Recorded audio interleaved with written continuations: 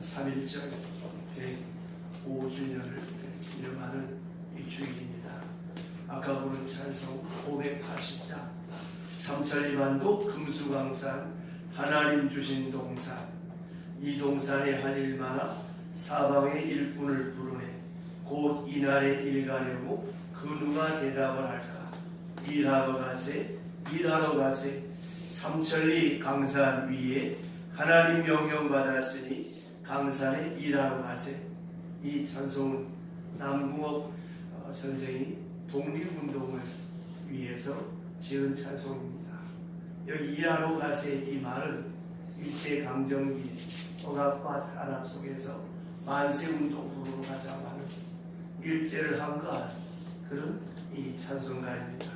그리고 성가들 대신해서 부른 이 찬송은 주 하나님 이 나라를 지켜주시고, 이 찬송은 우리나라 민요풍에 맞춰서 나라 사랑하는 마음과 또 하나님께서 이 나라, 이 민족, 이 백성들을 지켜주셔서 정의가 강물처럼 흐르는 나라가 되기를 소원하는 그런 간절한 기도가 담겨져 있는 찬송입니다.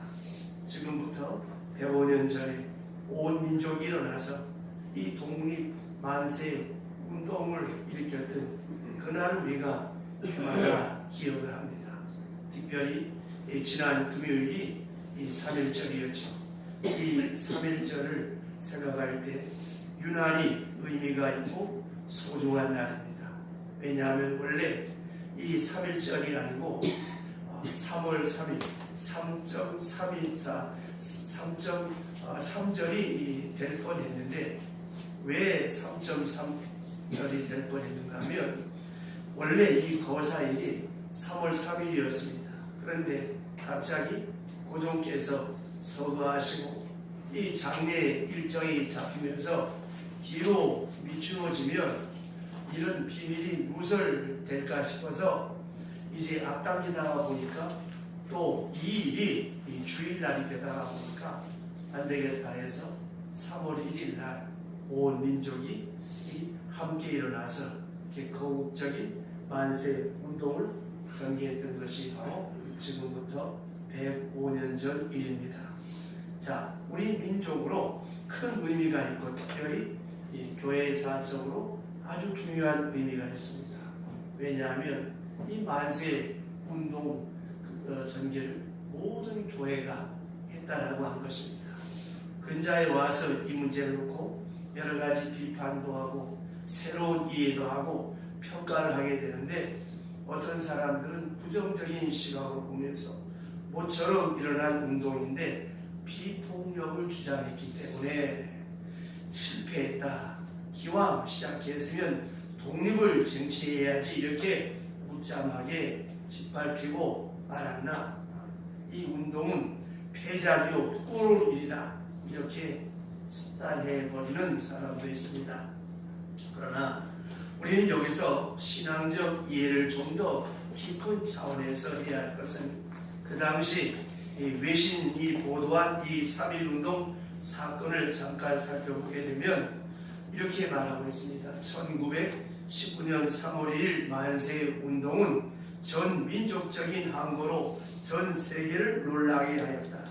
미국 세크라멘트에서 발간한 이 신문 베이라고 하는 이 발행인이 뭐라고 이 만세운동을 대서특필했는가 하면 어떤 이상을 위한 조직적으로 이루어진 평화적 항쟁으로 세계 역사에 위대한 신뢰로 남을 것이다 라고 대서특필을 했고, 또 1919년 4월 6일자 로스앤젤레스 타임즈에서는 생명의 존엄성이라고 하는 제하의 선언은 미국 독립선언과 함께 인류의 금자탑을 이룬 영원 불면의 의미를 가지게 된 것이라고 생각한다.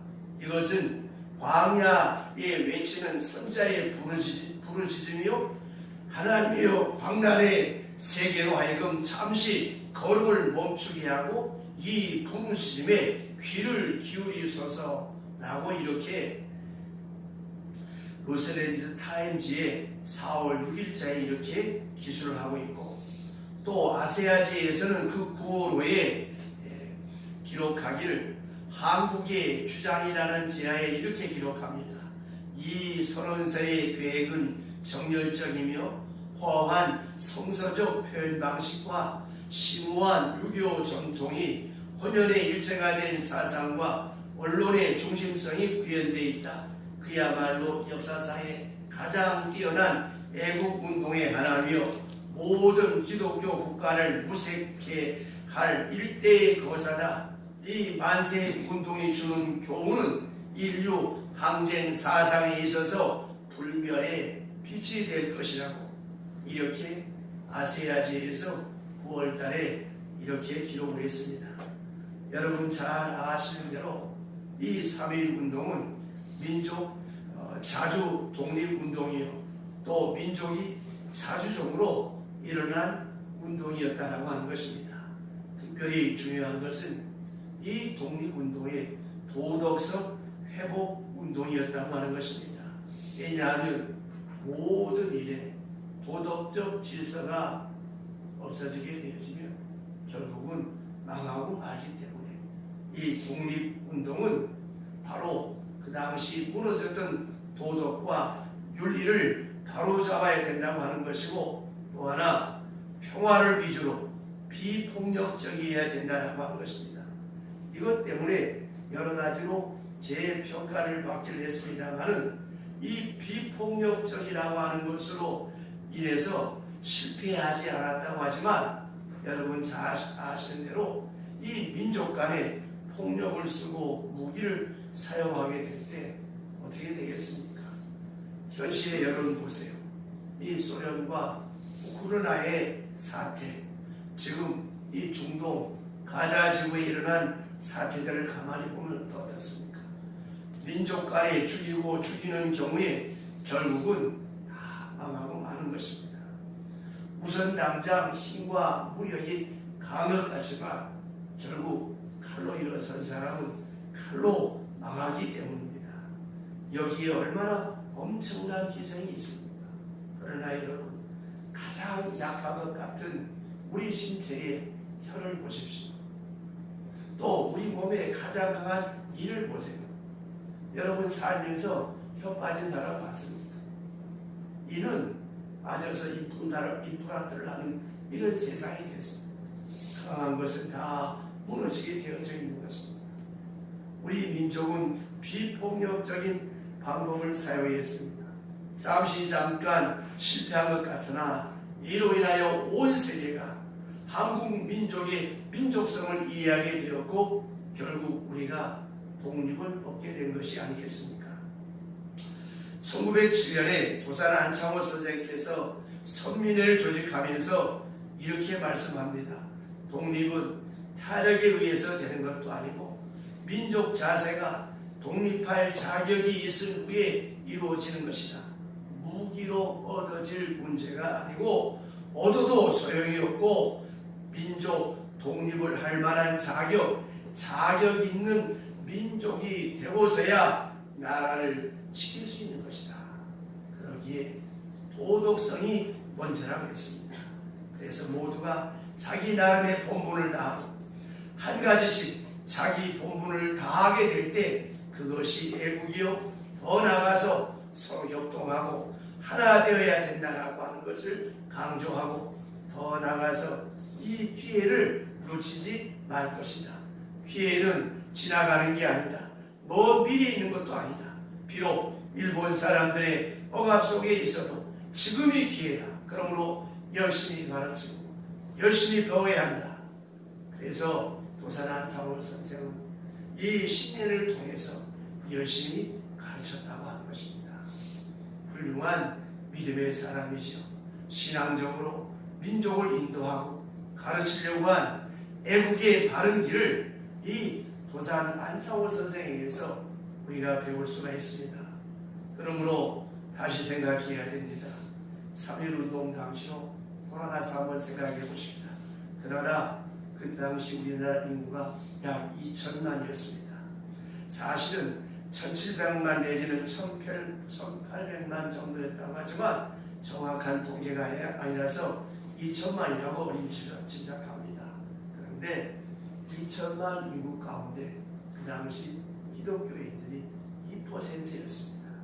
그러나 일본 사람들이 기록을 보면 27만 명의 기독교인이 동원되었다고 기록하고 있습니다. 그러니까 2%밖에 안 되는 기독교인인데 독립운동을 주도한 33인 가운데 민족대표 33인 가운데 16명이 기독교인이고 그리고 목사님들이 계십니다.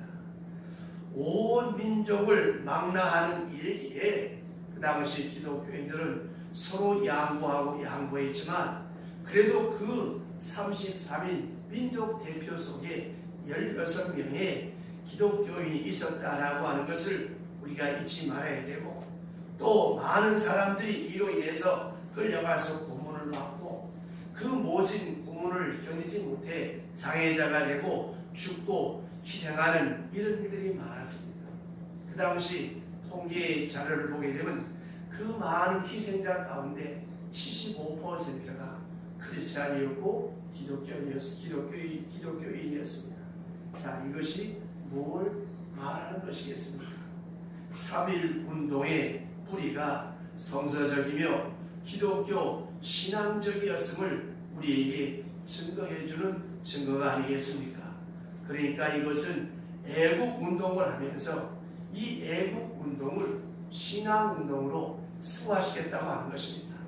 만세를 부르며 나라를 위해 죽는 것을 그 순국을 교회에서 순교와 같이 동일시하고 같은 생각을 했다는 겁니다. 그러니까 순국과 순교를 동일시하는 것이 3.1운동을 비롯해서 그 당시 교회에 가지는 신앙의식이었습니다. 다시 말씀드리면 애국은 곧 신앙이요 신앙은 애국이었습니다. 그러므로 그 당시 1919년도 부르는 그 찬송가에 이따가 우리가 예배 끝에 파송 찬송의 애국가 1절을 부르겠습니다만은 1919년도에 발간된 찬송 14장이 바로 애국가였습니다. 그래서 교회에서 모일 때마다 애국가를 부르고 찬송가로 애국가를 불렀습니다. 이것이 나라를 나라되게 하고 이것이 교회를 교회되게 했다라고 하는 것을 우리가 분명히 기억해야 됩니다. 특별히 이 선교사를 연구해 보면 많은 사람이 나가서 복음을 전하고 선교사님들이 다른 나라에 찾아가서 복음을 전한다고 애를 씁니다. 근데 참 놀라운 것은 선교가 잘 되는 나라가 있고 안 되는 나라가 있습니다. 그래서 선교신학적으로 왜 안 되고 왜 잘 될까? 그 이유가 뭔가 생각해 보면 그 많은 이유 가운데 가장 절대적인 것이 무엇이냐? 이 협소한 민족주의, 이 민족주의가 문제라고 하는 것입니다. 이것이 굳게 자리 잡고 있는 동안에는 선교가 안 됩니다. 선교도 밖에서 들어오는 사상이라고 생각하기 때문에 특별히 복음도 밖에서 들어오는 사상이라고 이념이라고 이데올로기라고 생각하기 때문에 선교가 안 되는 거예요. 예컨대 당장 여러분 일본을 보세요. 일본은 우리나라보다 100년 먼저 복음이 전해졌습니다. 우리나라보다 엄청나게 많은 선교사, 엄청나게 많은 선교비를 거기에 뿌리고도 지금 선교가 되지 않습니다. 일본 전 국민의 1%가 되지 않습니다. 왜 그럴까? 그것은 일본이 가지고 있는 강한 민족주의, 군국주의, 이 제국주의 때문에 문제라고 하는 것입니다. 여러분, 야스쿠니 신상 때문에 문제가 되죠. 이게 뭔지 아십니까? 전쟁하다 죽어서 신이 된 사람의 위패를 모시는 곳이 야스쿠니 신상이에요. 그래서 문제가 되는 거예요. 그러니까 나를 위해서 죽어서 귀신이 된 사람들을 모아놓은 신상이라는 거예요. 그런 군국주의를 가지고 있기 때문에 지금도 어리석게도 우상 숭배하며 미신까지 섬기는 것을 여러분들이 일본에 가서 보지 않습니까? 여러분, 그 나무에다가 종이 접어놓고 그 절강 같은 데 가서 절하고 피는 거 한번 보세요. 얼마나 여러분 유치찬란하고 얼마나 어리석습니까? 그러면 우리는 언제 이 민족주의 그 높은 벽을 넘을 수 있었느냐? 그것이 바로 일제강점기 때문이었습니다. 특별히 중요한 것은 3.1운동에 이 민족주의를 뛰어넘을 수 있었다라고 하는 것이죠.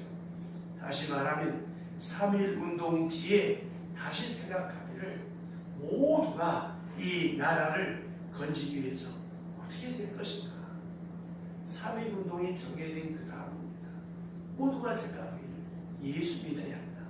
애국하는 것이 신앙이요 신앙은 곧 애국이다. 그리고 좀 더 나가서 모든 민족이 예수를 믿는 길밖에는 독립할 수 있는 길이 따로 없었다고 생각합니다. 자, 그 당시 전화가 있습니까? 무슨 방법으로 사람들의 소식을 전할 수 있겠습니까? 그 구하는 모든 교회가 일치 단결해서 태극기를 만들고 모든 문서를 교회가 다 발송했습니다. 직접 사람이 들고 뛰어다녔다고 하는 것이죠. 자, 여기서 강한 그 협소와 내셔널리즘을 극복할 수 있었습니다. 이러한 맥락에서 오늘 한국교회가 이 문제를 가지고 이 나라를 위하여 독립할 수 있었던 전초적 기지가 되어졌다고 하는 것이지요. 자, 우리나라가 한때 전 국민의 4분의 25%가 된 적도 있었습니다. 그 당시 학생들 전체가, 중고등학생 전체가 40%가 크리스찬이었고, 그 당시 군인들 가운데 55%가 기독교인이었고, 특별히 중산층과 고급 공무원들, 교수를 상대로 조사해보면 60%가 기독교인이었습니다. 그런데 지금은 그렇지를 못합니다. 자, 우리가 이렇게 3.1운동부터 시작해서 가만히 생각해 보세요. 이 나라의 흐름과 이 민족의 역사를 되짚어 보세요. 정말 풍전등화 같은 위기 속에서 하나님께서 이 민족을 사랑해서 누가 연구하고 누가 주장한 것도 아닌데 이런 독립운동, 이건 누가 항의하신 것입니까? 하나님이 만드신 작품입니다. 이렇게 여러분 4,000년 내려오던 협소한 민족주의를 쉽게 극복하고 그 당시 그 봉건사회와 그리고 굳어진 유교 문화를 깨뜨리고 기독교를 받아들일 수 있었던 이유가 무엇이겠습니까? 일제강점기의 억압과 박해 속에서 저항운동을 하는 가운데 교회가 앞장섰기 때문에 오늘의 이런 기독교 국가가 되었고 자유와 번영을 누리게 되었다라고 하는 것입니다. 지금 세계화가 되어서 많은 사람들이 다른 나라에 가 삽니다만은 어느 나라를 가보든지 여러분 가만히 보면 그런 일이 많잖아요. 미국 가서 보게 되면 중국 사람들은 어디를 가든지 뭘 만듭니까? 음식점을 만들죠. 일본 사람들은 다른 나라에 가면 제일 먼저 뭐 합니까? 백화점을 세우지. 그런데 한국 사람들은 가는 곳마다 교회를 세웁니다. 이 얼마나 아름다운 것입니까? 오늘 신 말씀 이사야 선자는 예루살렘에서 한평생 선자로 역사합니다. 아수르 왕과 사내립이 쳐들어오는 그런 침략을 경험했고 하나님 앞에 기도하는 중에 하나님의 큰 구원의 능력으로 원수를 물리치는 것을 보았고 히스기야 왕이 사형 선고를 받고 죽을 뻔하다가 하나님 앞에 낯을 벽을 향하여 부르시어 기도하며 간구하는 가운데 다시 회생하는 능력도 경험했습니다. 그러나 그는 분명히 말합니다. 이 유대 나라, 이 예루살렘은 죄로 인하여 망할 것이요 바벨론은 포로되어야 할 것이다. 70년 동안 바벨론에 가서 포로 생활하다가 70년 후에 다시 돌아오는 영광을 누리게 될 것이다 라고 예언하고 있습니다. 그래서 이스라엘에 장차 있을 큰 영광을 전망하면서 오늘 이 말씀을 통해서 예언할 뿐더러 특별히 이사야서 전반에 걸쳐서 말씀하고 있는 것은 저 앞에 있는 바벨론이나 아수르가 두려운 것이 아니라 메시아의 나라가 도래될 것이다. 하나님의 나라가 도래될 것을 예언합니다. 메시아가 올 것이고 그리고 이스라엘의 영광이 있을 것이다. 먼 하나님의 약속과 메시아의 나라를 바라보며 예언하고 있습니다. 그는 오늘 본문에서 말씀한 대로 특별한 믿음을 가지고 있습니다. 그것은 바로 이스라엘의 선택입니다. 이 선택이라고 하는 것은 하나님께서 이스라엘을 구원하신다는 뜻이고 구원받은 백성이라고 하는 말도 되겠지만 더 중요한 것은 하나님이 당신의 역사를 위하여 당신의 선교를 위하여 이 민족을 쓰신다라고 하는 것입니다. 하나님께서는 말씀으로 역사합니다. 이 선교로 역사합니다. 그럴 때마다 먼저 하나님의 선교와 하나님의 역사를 위해서 어떻게 하십니까? 한 사람을 택합니다. 아브라함을 택하셨고 이삭을 택하셨고 야곱을 택하십니다. 한 사람을 선택하고 한 가문을 통해서 역사하고 한 민족을 선택해서 역사합니다. 그 민족을 쓰셔서 하나님의 역사를 이루어가게 됩니다. 지난주에 말씀드렸죠. 길리기아 다소에 하나님께서 사울을 선택하시는데 나중에 사울은 하나님을 만난 다음에 생각하기를 내 어머니의 태중에서부터 하나님이 나를 택정하셨다. 하나님께서 선택하셔서 나로 하여금 이방의 선교사가 되게 했다고 고백했던 것처럼 하나님은 이렇게 한 민족, 한 사람을 택해서 하나님의 역사를 이루어 가시는 것입니다. 그런데 분명한 것은 하나님께서 이스라엘을 쓰셨습니다. 이스라엘 민족, 이스라엘 역사, 이스라엘 민족사를 분명히 하나님께서 쓰십니다. 그를 통하여 크게 역사합니다. 그러나 하나님이 쓰시는 그 민족이 거기에서 머무르는 것이 아니라 이동했습니다. 아시는 바와 같이 하나님의 역사가 어떻게 이루어졌습니까? 로마 제국으로 복음을 사도 바울을 통해서 보내서 로마 제국을 쓰셔서 그 당시 전 세계를 지배하던 로마를 기독교가 지배하게 되고 로마에서 헬라를 통해 역사하셨고 헬라를 통해서 구라파 독일을 통해 역사하셨고 그리고 영국을 쓰셔서 그 복음이 온 세계로 전하여 다시 미국을 통하여 온 세계 선교사를 파송하며 하나님의 뜻을 이룬 것을 우리가 알고 있지 않습니까? 이 말세지만에 오늘 하나님께서 어느 민족을 들어서 하나님께서 쓰신다고 여러분 생각하십니까? 짧은 기독교 역사 130년 만에 이렇게 교회가 부흥하고 이렇게 세계의 많은 선교사를 이 짧은 역사에 이 지구촌에서 파송한 나라가 없습니다. 여러분 매주마다 매월 넷째 주일마다 성경금하죠. 우리만 하는 것이 아닙니다. 모든 교회의 목적이 무엇입니까? 교회의 존재 이유가 무엇입니까? 여러분들이 이 땅에서 덕을 세우며 그리스도의 사람으로 살아야 될 이유가 무엇입니까? 우리를 통해서 보이지 않는 하늘나라를 세상 사람들이 증거하며 나타내는 복음의 도구로 하나님께서 쓰시고자 하는 것입니다. 이 사실을 여러분 분명히 알아야 합니다. 하나님께서 우리 민족을 향한 경륜이 있습니다. 공산주의로 말미암아 억압을 나가면서 그 속에서 반공국가로 세계의 기수가 되지 않았습니까? 오늘은 복음을 전하는 일로 온 세계에 얼마나 많은 선교사를 파송하고 있습니까?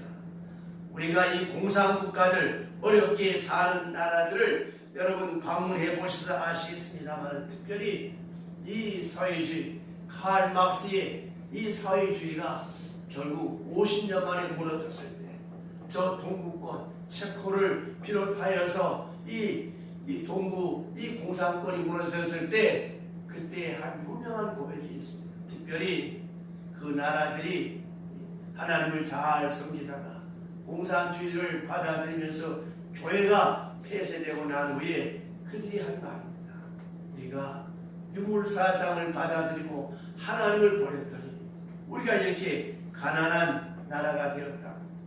그리고 아주 지금부터 한 20년 전에 제가 수영동교회 부목사로 있을 때 러시아에서 온 사람들이 간증을 하기를 우리가 하나님을 잘 섬기며 교회의 지붕을 금으로 씌운 나라입니다. 그런데 우리가 공산주의를 받아들이면서 거지 나라가 되었다고 그렇게 고백하는 간증을 들었습니다. 여러분 보세요.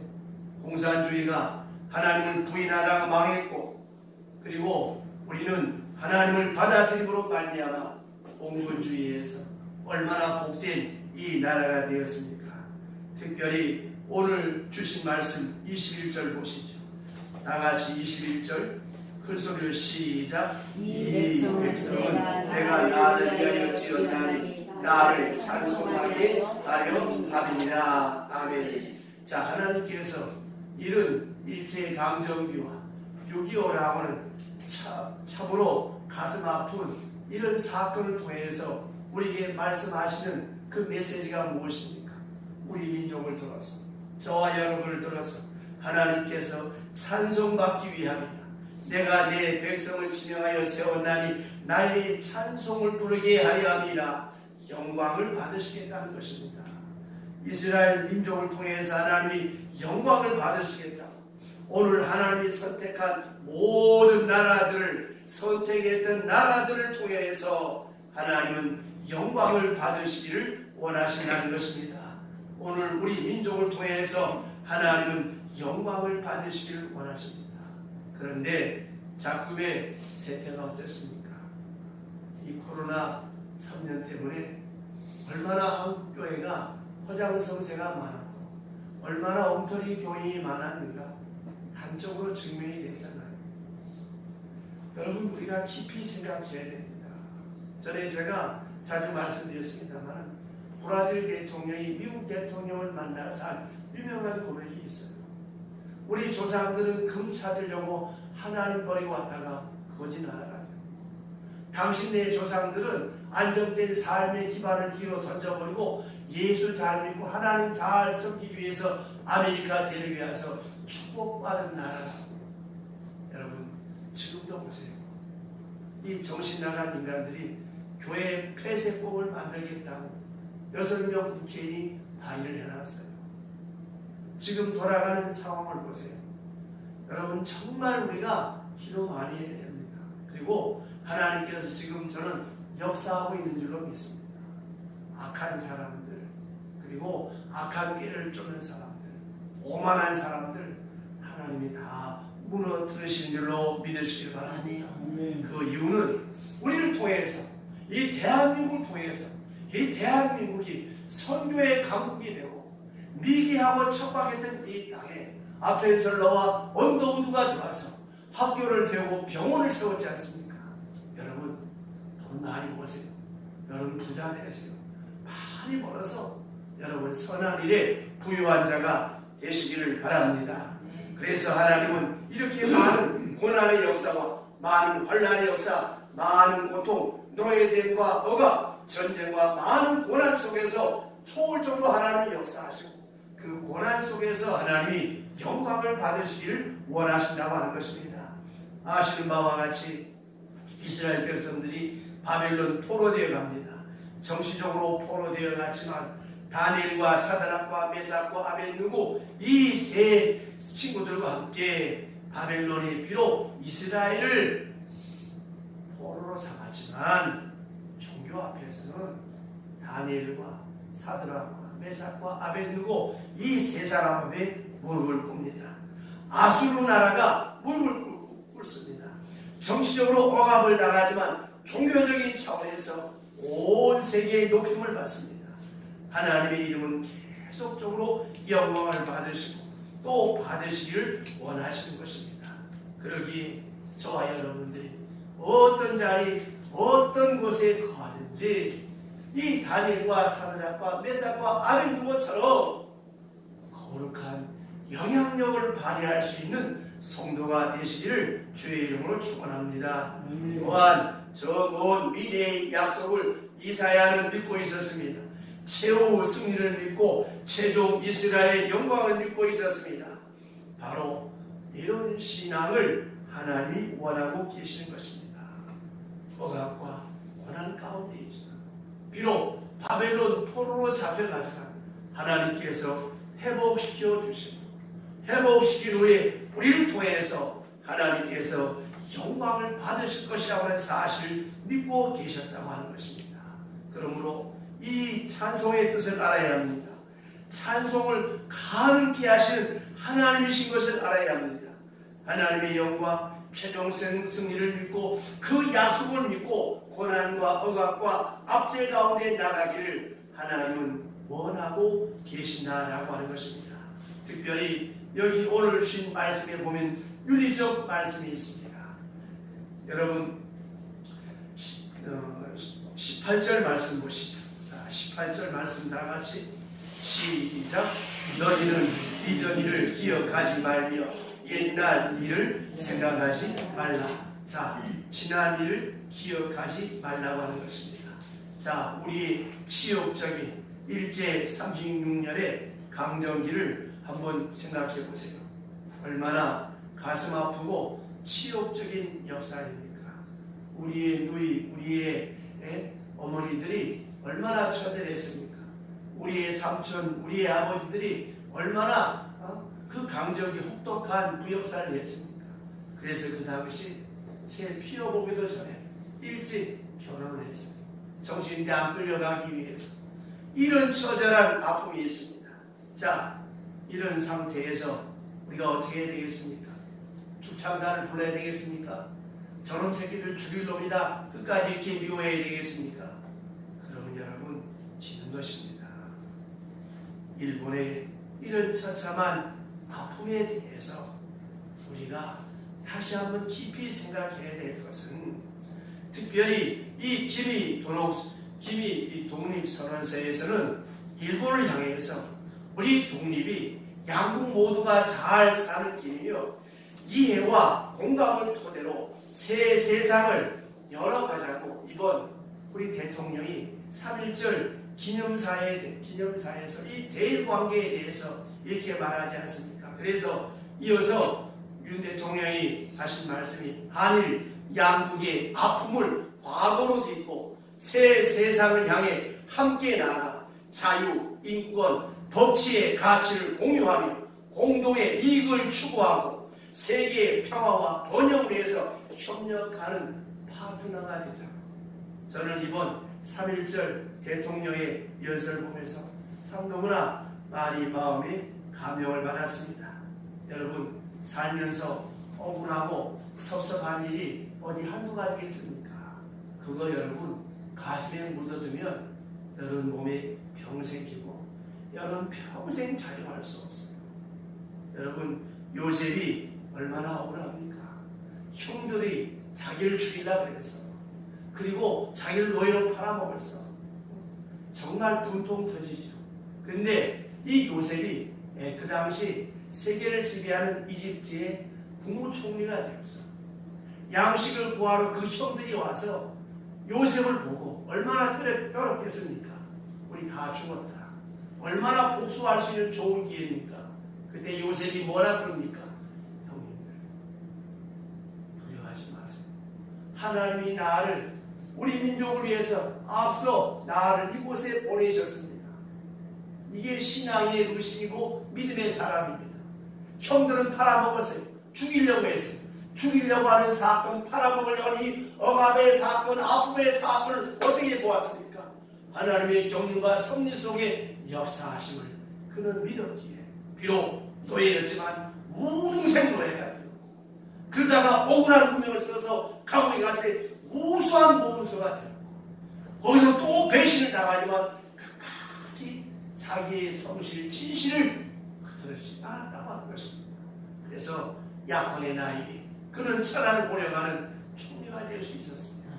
여러분 마음속에 미워하는 거 있습니까? 그거 푸세요. 그거 풀어야 기도 응답이 됩니다. 너희가 제물을 드리다가 너희와 화목지 못할 일이 있느냐? 야야, 재물을 기다려가지고 먼저 가서 화목하고 와서 재물을 드려라. 여러분, 예수 믿는 사람은 다 내 탓입니다. 내가 부족하고, 내가 기도가 부족하고, 다 내 탓입니다. 내가 먼저 화해를 찾고, 내가 먼저 용서를 빌 때 거기에 자유와 평안이 있는 것입니다. 일본 밉다고 어느 교수처럼 축창가만 불러대야 되겠습니까? 맨날 일본 놈들 나쁜 놈 해야 되겠습니까? 여러분, 억울하고 분통했던 과거 잊으세요. 깨끗이 잊어야 새로운 일을 창조할 수 있고 12음식에서 벗어날 수 있고 억울함과 한에서 벗어날 수 있어요. 한이 맺혀 있는 동안에는 아무 미래도 아무 미래도 없습니다. 일본 사람들이 한국을 정치적으로 침략했다가 잘 안 되니까 마지막에 쓴 정책이 뭔지 아십니까? 문화정책입니다. 이 문화정책 1호가 뭐예요? 술집이요, 육아입니다. 여러분, 부산 진역 앞에 보면 광가정이라고 있었죠? 지금 뭐 없어졌습니다만 고관 입구에 그 앞에 수영동 성결교회가 있습니다. 그 당시 이런 유곽을, 이런 술집을 만들어 놓고 나를 빼앗긴 젊은이들이 술집에 모여가지고 그때 부른 노래가 이 붕진 세상을 만났으니 나의 희망이 무엇이냐?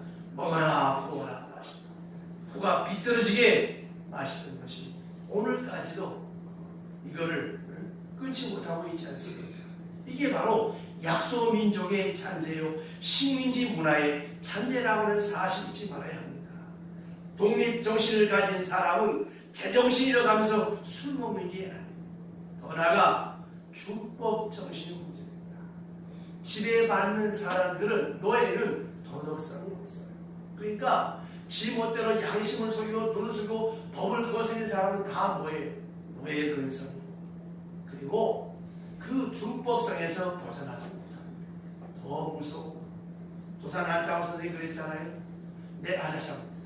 인도의 간디가 그랬잖아요. 내가 한번 거짓말해서 나라를 세울 수 있다고 한들 절대로 나는 그렇게 하지 않겠다. 왜? 거짓으로 세운 나라는 망하기 때문이라고 했습니다.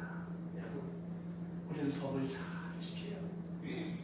세상 사람들 가운데서 국민으로서 해야 될 공공 질서와 의무를 잘 지켜야 합니다. 그래야 여러분, 나라를 사랑하는 것이고, 그래야 하나님의 사람으로서의 멋을 창출할 수가 있는 것입니다.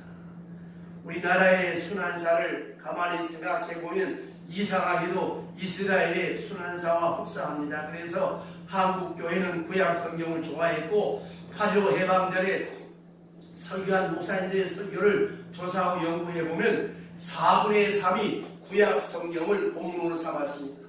구약성경이 나타난 이스라엘의 순환사를 우리 민족사로 생각하고 동일시해서 선택받은 민족, 순환당한 민족, 그 시련 속에 선택받고 시련 속에 많은 역사들고 교육받고 강하게 되고 순수하게 된 그 역사적 사실을 들어서 우리 민족의 많은 성도들에게 말씀을 전했다고 하는 것입니다. 김구 선생께서 8.15 해방 직후에 돌아와서 교회에서 설교한 내용 가운데 이런 것이 있습니다. 나는 제군들에게 환영받는 것을 이 자리에서 부끄럽게 생각합니다. 27년 동안 해외에 나가 있으면서 독립운동한다고 했지만 미완성품을 가지고 돌아온 것을 부끄럽게 생각합니다. 그러나 그리스도의 정병들이 여기 있고 하나님이 계셔서 내 위에 계시니 나는 담대하게 이 자리에 섰습니다. 나라를 세우려는 건국과 건교, 나라를 세우는 것과 교회를 세우는 것은 동일시에 이루어져야 합니다. 그리고 15년 동안 진영 생활하고 나왔다가 다시 재수강되었을 때 내 어머니께서 내게 종종 면회 오셔서 하신 말씀, 창호야, 너는 성서를 떠나지 말라. 가족은 내 곁에 있지 못하지만 그리스도는 너와 함께 계시니라. 나라를 세울 때 성서 위에 세워야 한다. 성경 위에 세워야 이 나라가 분명하게 세워질 것이라고 우리 어머니께서 이렇게 말씀하셨다고 김구 선생께서 8.25 해방 직후에 돌아와서 한 설교입니다. 여러분, 건국전쟁이 100만을 돌파했어요. 꼭 보시기 바랍니다. 거기 보면 이승만 대통령께서 그 선서하면서 자기가 보는 낡은 성경책을 놓고 선서한 장면을 볼 수가 있을 것입니다. 여러분, 나라를 사랑하는 것이 애국이요, 하나님을 사랑하는 것이 또한 우리 성도의 마땅한 본분입니다. 3.1운동 105주년을 맞이해서 다시 한번 저와 여러분들이 하나님을 뜨겁게 사랑하시고 하나님께서 많고 많은 사람 가운데 나를 선택하시고 이 민족을 선택하셔서 오늘에 이르게 하셨다는 사실을 기억하며 나라와 민족을 위하여 기도하시기를 주의 이름으로 축원합니다. 기도하겠습니다. 하나님 아버지, 우리로 하여금 이렇게 처절한 아픔의 역사를 봉기하며 일어났던 105년 전 하나님 3.1운동을 생각합니다. 하나님 아버지, 이 나라가 이렇게 침몰하고 암울할 때 먼저 깨어있는 있는 하나님의 사람들이 함께 마음 모으고 기도하면서 만세 운동을 전개하여서 오늘의 이 아름다운 역사를 이루어왔듯이 하나님 아버지, 이 민족의 미래와 이 민족의 장래를 주께서 인도하여 주옵시되 그 민족의 후예답게 그 확실한